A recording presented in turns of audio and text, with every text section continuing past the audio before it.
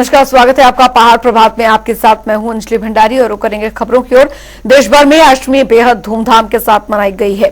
शिमला स्थित राजभवन में भी अष्टमी का त्योहार बेहद धूमधाम के साथ मनाया गया। प्रदेश के राज्यपाल शिव प्रताप शुक्ल ने अष्टमी के मौके पर फलाहार वितरित किया और इस दौरान राज्यपाल शिव प्रताप शुक्ल ने अष्टमी की शुभकामनाओं के साथ देश की जनता को लोकतंत्र के महापर्व में वोट करने का आग्रह भी किया।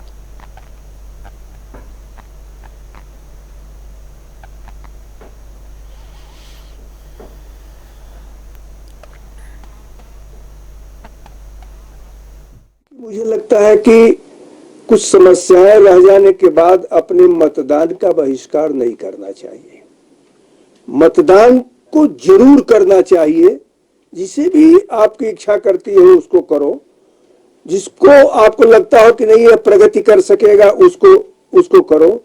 लेकिन देश के हित के लिए, देश के विकास के लिए निश्चित रूप से मतदान करना चाहिए।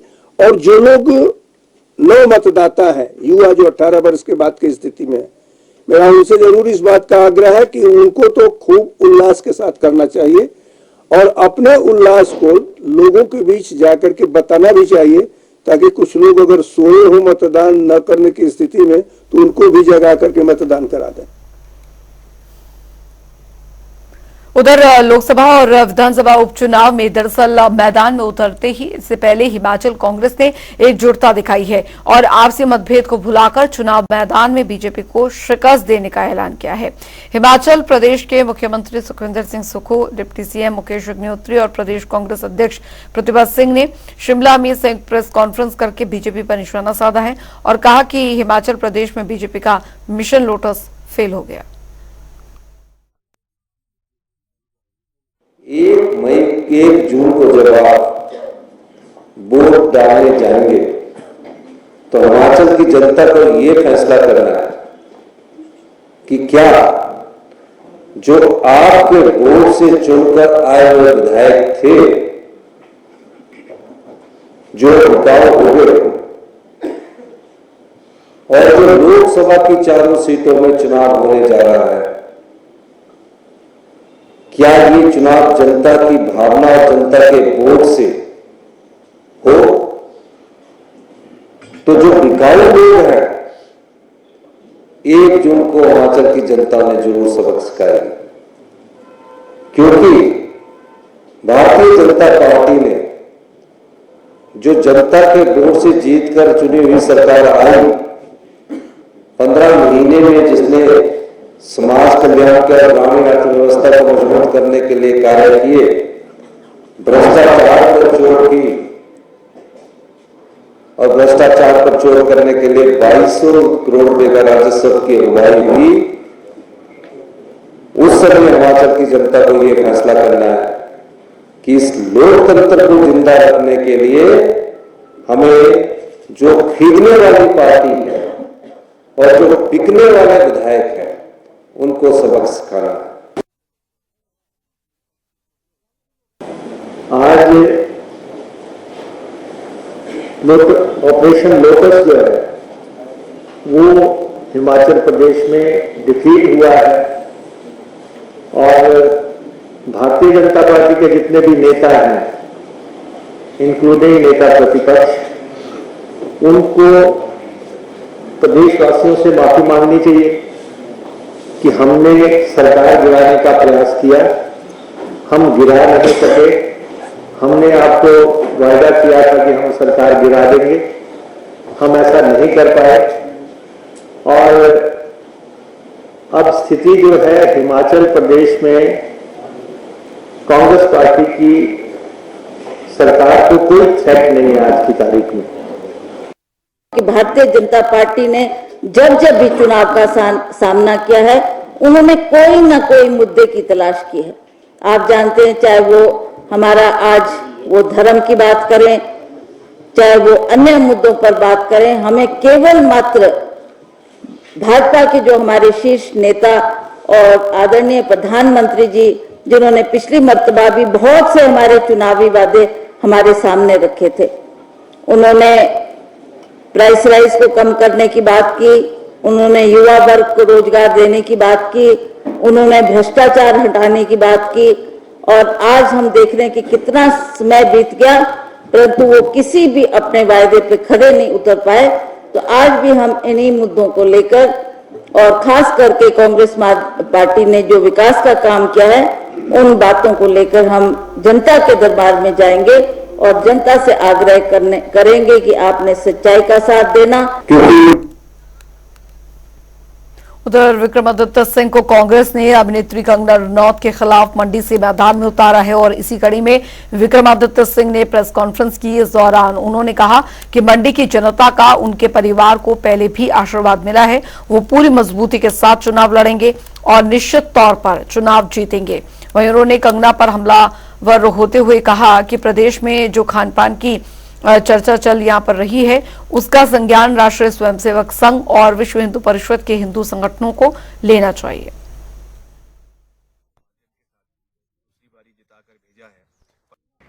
जब पार्टी ने आदेश दिया है तो मैंने डे 1 से कहा है कि मैं कभी भी किसी भी जिम्मेवारी से, किसी भी चैलेंज से पीछे नहीं हटता हूं। जहां पर भी जो जिम्मेवारी मिलती है उस पर पूरी मजबूती के साथ फ्रंट फुट पे रहकर लड़ाई लड़ते हैं और इस बारी भी हम पूरी मजबूती के साथ, स्ट्रेटेजी के साथ लोगों के बीच में जाएंगे। मंडी संसदीय क्षेत्र का मैं वैसे भी बहुत धन्यवाद करता हूं क्योंकि यहाँ की प्रबुद्ध जनता ने कांग्रेस पार्टी का तो समर्थन किया ही है मगर मेरे परिवार का भी बहुत समर्थन किया है। करीबन 6 बार यहाँ से जो है 3 बार मेरे स्वर्गीय पिताजी। असली मुद्दे हैं उनके ऊपर चर्चा होगी, कौन क्या कह रहा है, कौन क्या उसका जवाब दे रहा है, कौन किस भाषा का शैली का प्रयोग कर रहा है और क्या उसका जवाब दिया जा रहा है, कौन क्या खा रहा है, क्या पी रहा है।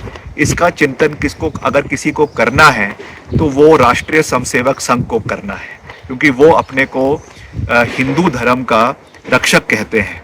और आज जिस तरीके का एक प्रचार प्रसार चला हुआ है खाने पीने के ऊपर, इसका चिंतन विश्व हिंदू परिषद को करना है और राष्ट्रीय स्वयंसेवक संघ के लोगों को करना है। जयराम जी को ज्यादा चिंता करने की आवश्यकता नहीं है, मैं उनका बहुत मान सम्मान करता हूं, मगर मैं आपको ये पूरी मजबूती से कह सकता हूं कि हम मंडी संसदीय क्षेत्र को जीतेंगे और जीतेंगे। वक्त तो चला छोटे से ब्रेक का, फौरन लौट रहे हैं।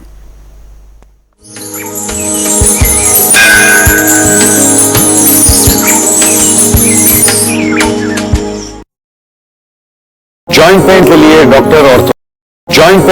डॉक्टर ऑर्थो ऑयल के अमेजिंग रिजल्ट सबको पता है, पर क्या आपको पता है कि पुराने और ज्यादा बिगड़े दर्द के लिए डॉक्टर ऑर्थो ऑयल के साथ साथ डॉक्टर ऑर्थो कैप्सूल्स को भी रेगुलर यूज करना चाहिए। ये कोई टेम्पररी पेन किलर नहीं, आयुर्वेदिक औषधि है।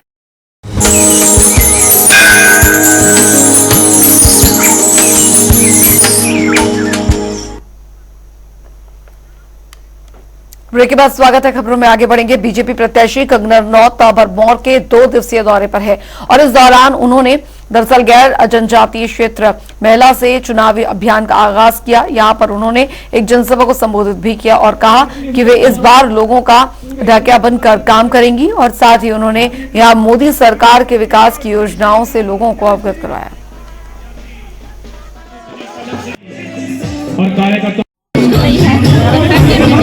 हम लोगों ने पूरा प्रावधान किया है। अब जिस तरह का मेरा काम है, राजनीति में मैं जुड़ी हूँ, अभी मुझे 1 महीना भी नहीं हुआ है, लेकिन आप देख रहे हैं कि हम कितने सारे लोगों से मिल रहे हैं, हर जगह जा रहे हैं और मेरा कैंपेन जो है काफी बड़े स्तर पर हो गया है। तो जब प्रत्याशी भी किसी पार्टी का डिक्लेयर नहीं हो तब से शुरू उन लोगों को मुझसे मिलने में कोई दिक्कत नहीं। अभिनेत्री के तौर पर तो आप सक्सेस रही है, तो राजनीति में सक्सेस हो पाएंगे? देखिए, अब लोगों का आशीर्वाद रहना चाहिए, फिल्मों में भी आशीर्वाद लोग। उधर नेता प्रतिपक्ष जयराम ठाकुर ने दरअसल कांग्रेस पर हमला बोला। उन्होंने कहा कि मंडी जिले को विकास के मामले में जलील करने का खामियाजा कांग्रेस को इन लोकसभा चुनावों में भुगतना पड़ेगा। वहीं पूर्व की बीजेपी सरकार के समय में मंडी जिले में जो भी विकास के काम शुरू किए थे उन्हें वर्तमान की कांग्रेस सरकार ने पूरी तरह से बंद कर दिया है। साथ ही उन्होंने बेहतरीन संकल्प पत्र के लिए प्रधानमंत्री नरेंद्र मोदी और केंद्रीय नेतृत्व को बधाई दी। काम हमने प्रोजेक्ट पर शुरू किया था, कांग्रेस की सरकार ने वो सारे के सारे प्रोजेक्ट बंद किए हैं और मैं ये कहना चाहता हूं किस मुंह से जाएंगे कांग्रेस के नेता लोगों के बीच में मंडी लोकसभा क्षेत्र में जहां यूनिवर्सिटी दी गई थी और उस यूनिवर्सिटी को समाप्त करने की दिशा में कदम उठाए गए। शिवधाम दिया गया मंडी के लिए, उस शिवधाम को 15 महीने से बंद करके रखा हुआ, जिसका काम अभी तक पूरा हो जाना चाहिए था। 250 करोड़ रुपए का प्रोजेक्ट है, उसको बंद करके रखा है। क्या हुआ उस एयरपोर्ट की जिसकी हमने सारी क्लियरेंसेस, टेक्निकल क्लियरेंसेस कर ली, लैंड एक्विजिशन का प्रोसेस होना था, वो क्यों बंद पड़ा है?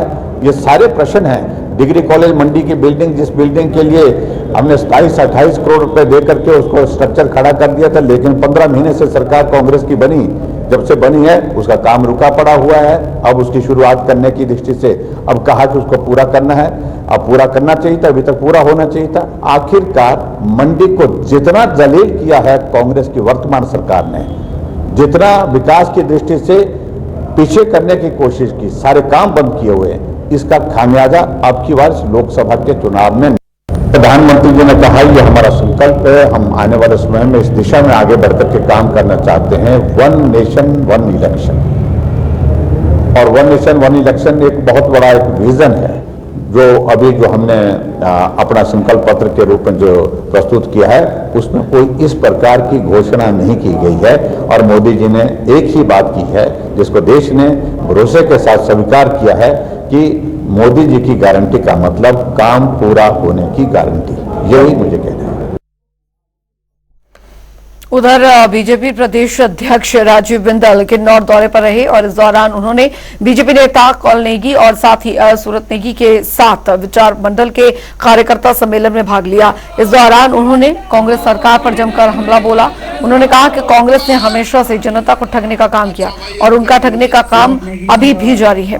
बिंदल ने कहा कि केंद्र में कांग्रेस का 10 साल का कार्यकाल दुशासन और बीजेपी का 10 साल का कार्यकाल सुशासन के नाम से जाना जाएगा।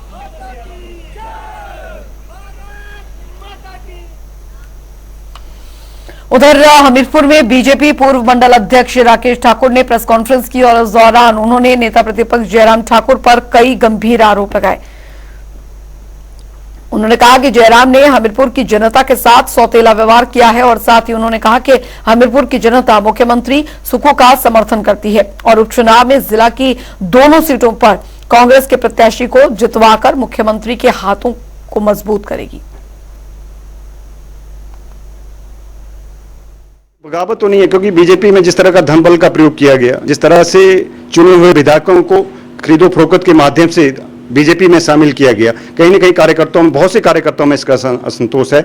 और सुजानपुर विधानसभा क्षेत्र की जनता जैसे 2017 में गलती से चुनाव डाल दिया था, अपना वोट कर दिया था, इस बार वो गलती नहीं करेगी। इसका वोट, इस बार का वोट सिर्फ और सिर्फ मुख्यमंत्री के नाम का होगा, यानी कांग्रेस के साथ होगा। हाँ, इसमें यह था कि 2010 में आदरणीय सिंह धूमल जी ने इसका शिलान्यास किया था, उद्घाटन भी किया था उसके बाद, और हॉर्टिकल्चर एंड फॉरेस्ट्री का कॉलेज यहाँ खोला गया। लेकिन दुर्भाग्यवश 2012 में प्रदेश में कांग्रेस की सरकार बनी, उसके बाद 2017 में बीजेपी की सरकार बनी, लेकिन दोनों सरकारों ने इसकी तरफ कोई ध्यान नहीं दिया। उधर भारतीय सेना देश का गौरव है। देश भर में भारतीय सेना के कुल 6 कमांड्स हैं। इसमें से एक आर्मी ट्रेनिंग कमांड शिमला में स्थित है और इसी कड़ी में शिमला के आर्मी ट्रेनिंग कमांड में इन्वेस्टर्स सेरेमनी आयोजित की गई। आपको बता दें कि इसमें आर्मी ट्रेनिंग कमांड के अधीन आने वाले विभिन्न क्षेत्रों में बेहतरीन प्रदर्शन करने वाले सेना के जवानों को पुरस्कारों से सम्मानित किया गया। इस समारोह की अध्यक्षता army commander lieutenant general Manjinder Singh ने की। मनजिंदर सिंह ने कहा कि बीते वर्षों में भारतीय सेना ने विभिन्न क्षेत्रों में विकास किया है और भारतीय सेना की 90% उपकरण जरूरतों को भारत से ही पूरा किया जा सकता है। तो अगर आप देखें तो पहले काफी हमारा जो सामान था बाहर से आता था, और जो चेंजेस हुए हैं पिछले 5-7 साल में, उसको आपको जानना जरूरी है। पहले हमारी ऑर्डिनेंस फैक्ट्रीज बोर्ड होता था, उनको पूरा मर्ज करके हमने अभी 7 DPSUs खड़े करे हैं। साथ ही साथ प्राइवेट सेक्टर को डिफेंस के अंदर पार्टिसिपेट करने के लिए बहुत से इंसेंटिव गवर्नमेंट ने लाए हैं। इसके साथ टेक्नोलॉजी डेवलपमेंट करने के लिए बहुत से इंसेंटिव, जिसका नाम है IDEX, TDF, जो नई टेक्नोलॉजी को नए जो आजकल एंटरप्रेन्योर्स हैं उसमें शामिल हो सकते हैं। उधर मौसम में बदलाव के साथ साथ जल जनित जो रोग है वो बढ़ने की संभावनाएं भी काफी ज्यादा बढ़ जाती हैं, जिसको लेकर बीते 6 दिनों से परमाणु क्षेत्र से लगातार डायरिया के मामले सामने आ रहे हैं। अब इसको लेकर स्वास्थ्य विभाग ने सतर्कता दिखाते हुए सभी स्वास्थ्य केंद्रों विभागों को आवश्यक दिशा निर्देश दे दिए हैं। क्षेत्र में अचानक बढ़ते मामलों के बाद अब जिला स्वास्थ्य विभाग ने भी अलर्ट जारी किया है और क्लोरिनेशन के साथ ही पानी का सेवन करें। वहीं क्षेत्र से तुरंत पानी के 4 सैंपल्स भी भर दिए गए हैं। आपको बता दें, इन सैंपलों को जांच के लिए CTL कंडाघाट भेज दिया गया है, जहां से आगामी दिनों में सैंपलों की रिपोर्ट आ जाएगी और इसके बाद ही डायरिया फैलने के असल कारणों का पता चल सकेगा। हाँ, जैसे ही सीजन चेंज होता है तो जल जनित रोगों जैसे डायरिया, डिसेंट्री, वॉमिटिंग्स, तो इनका भी इनके नंबर में बढ़ोतरी होने के चांसेस रहते हैं। साथ में जो वेक्टर बॉर्न डिजीजेस होती हैं जैसे डेंगू, मलेरिया, वो भी उनके भी होने के चांसेस बढ़ जाते हैं। तो अभी परवाणु में जो पिछली 4-5 दिन पहले फ्राइडे को वहाँ कुछ केसेस आना शुरू हुए थे लूज मोशन के और विद हिस्ट्री ऑफ वॉमिटिंग और ब्लड इन स्टूल्स।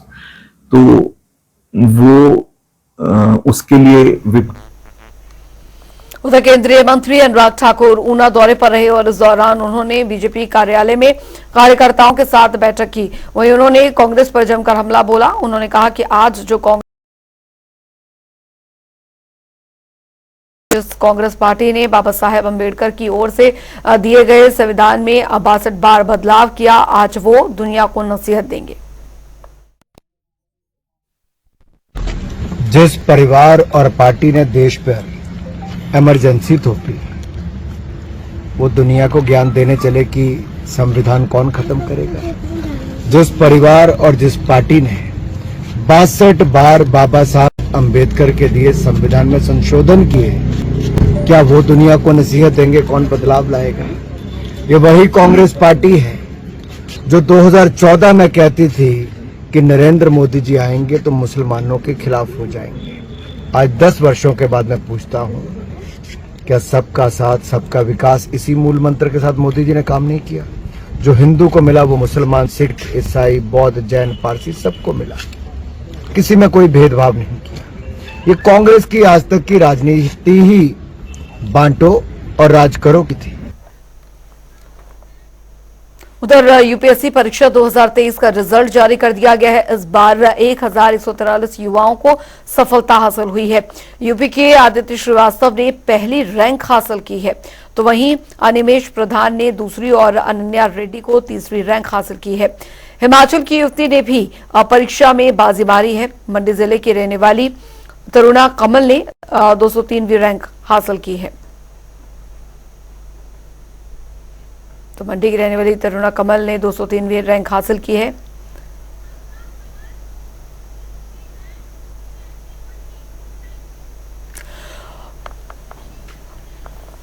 और तरुणा कमल जी हमारे साथ जुड़ गई। यूपीएससी 203वीं रैंक जो है उन्होंने हासिल की है, मंडी से ताल्लुक रखती है। बहुत बहुत स्वागत है और बहुत बहुत शुभकामनाएं तरुणा जी आपको। बहुत बहुत धन्यवाद मैम। तो इस सफलता के पीछे का राज आप बताएं, हमारी जनता आपको सुन पा रही है, पूरा हिमाचल आपको सुन पा रहा है, कैसा महसूस हो रहा है, कितनी कड़ी मेहनत आपको इस सफलता के लिए करनी पड़ी? मैम मुझे बहुत अच्छा लग रहा है। मैं आभारी हूँ परिवारजनों की, अपने माता पिता की और भगवान जी की भी, क्योंकि उन्होंने मुझे एक सकारात्मक ऊर्जा प्रदान की जिससे मैं एक सकारात्मक दिशा में बढ़ती रही। इसके लिए मुझे बहुत डेडिकेशन और हार्डवर्क की जरूरत पड़ी, जो 2-2.5 साल में मैंने की और मैं आज इस मुकाम तक पहुंची। जी बिल्कुल। और आपके ये जो मेहनत है वो आपको इस मुकाम तक लेके आई है, लेकिन कई एस्पिरेंट्स ऐसे हैं जो आपको आज सुन भी पा रहे हैं, वो जानना चाहेंगे कि एक इस सफलता के पीछे किस तरीके से एक मेहनत जो है वो हर एस्पिरेंट को करनी चाहिए ताकि वो भी आपकी जैसी सफलता हासिल कर सके। जी मैम, मैं सब एस्पिरेंट्स को एक ही मैसेज देना चाहती हूँ कि आप अपनी तैयारी पर विश्वास रखें, अपने रिसोर्सेज पर विश्वास रखें। आप जिन भी चीजों से पढ़ रहे हैं वो पर्याप्त हैं। मैं ये कहना चाहती हूँ कि ज्यादा नहीं भटके, लोगों की बातों में ज्यादा ना आए, अपने आप पर विश्वास रखे, बस कड़ी मेहनत करते रहें। तरुणा जी का आगे का लक्ष्य क्या कुछ रहने वाला है? मैम अभी जिस हिसाब से मुझे सर्विस एलोकेट की जाएगी और कैडर एलोकेट किया जाएगा, ये उस पर निर्भर करता है। हालांकि मैं अपना रैंक इंप्रूव करने की कोशिश करूंगी जी इस बार भी। तरुणा जी, क्योंकि हर किसी का एक लक्ष्य महत्वपूर्ण होता है, आपने उस लक्ष्य को जरूर पाया है, लेकिन आपका जो रोल मॉडल है वो कौन रहा है? मैम अपने रोल मॉडल को, मैं अपने माता पिता को अपना रोल मॉडल मानती हूँ। एक ग्रामीण जगह से होने के बावजूद, जहाँ पे रूढ़िवादी ख्याल बहुत ज्यादा लोगों के दिमाग में रहते हैं, उन्होंने उससे ऊपर उठ के मुझे इतनी अच्छी शिक्षा प्रदान की, इतना उन्होंने मुझे आर्थिक तरीके से उन्होंने स्वतंत्र बनाया। मैं उस चीज की बहुत आभारी हूँ और वो मेरे रोल मॉडल्स रहेंगे। तरुणा जी, क्योंकि इस मुकाम तक पहुंच पाना हर किसी का सपना यहाँ पर होता है, लेकिन कहा जाता है कि बहुत कड़ी मेहनत जो है वो यहाँ पर करनी पड़ती है। अगर आपके बारे में हम जानना चाहें, किस तरीके से आप पूरे दिन का आपका पूरा शेड्यूल रहा करता था, पढ़ाई आप किस तरीके से करती थी, एक्स्ट्रा करिकुलम एक्टिविटीज को भी आप जगह अपने जीवन में देती थी, वो भी हमारे दर्शकों को बताएं। जी मैम मेरे दिन की शुरुआत लगभग 4 बजे से हो जाती थी। उसके बाद मैं 4 बजे से लेके लगभग 6-7 घंटा एक स्ट्रेच में पढ़ने बैठती थी। जो भी कुछ मेरा लक्ष्य होता था, उसको मेजर लक्ष्य जो होता था, मैं उसको उसी समय पूरा करती थी। इसके अलावा newspaper reading, current affairs reading, CSAT practice में सब किया करती थी। एक्स्ट्रा करिकुलर एक्टिविटीज में मैम मेरी हॉबी किचन गार्डनिंग रही है, तो मैं उस पर भी ध्यान देती थी, इससे मुझे अच्छा फील होता था। जी चलिए, बहुत बहुत शुभकामनाएं एक बार फिर आपको। तरुणा कमल जी हमारे साथ जुड़े, यूपीएससी 203वां रैंक जो है वो हासिल किया, मंडी से ताल्लुक रखती हैं, और बताया उन्होंने कि उनके इस सफलता के पीछे आखिर क्या राज था और आगे का लक्ष्य उनका किस तरीके से रहने वाला है। लेकिन उन्होंने कहा कि उनकी जो स्टडीज है उसमें काफी सहयोग उनके माता पिता ने दिया है और वही उनके रोल मॉडल हैं और आगे चलकर वो उनका नाम ऐसे ही रोशन करती रहेंगी। चलिए इसी के साथ इस बुलेटिन में अभी के लिए फिलहाल लेते हैं, वक्त एक छोटे से ब्रेक का।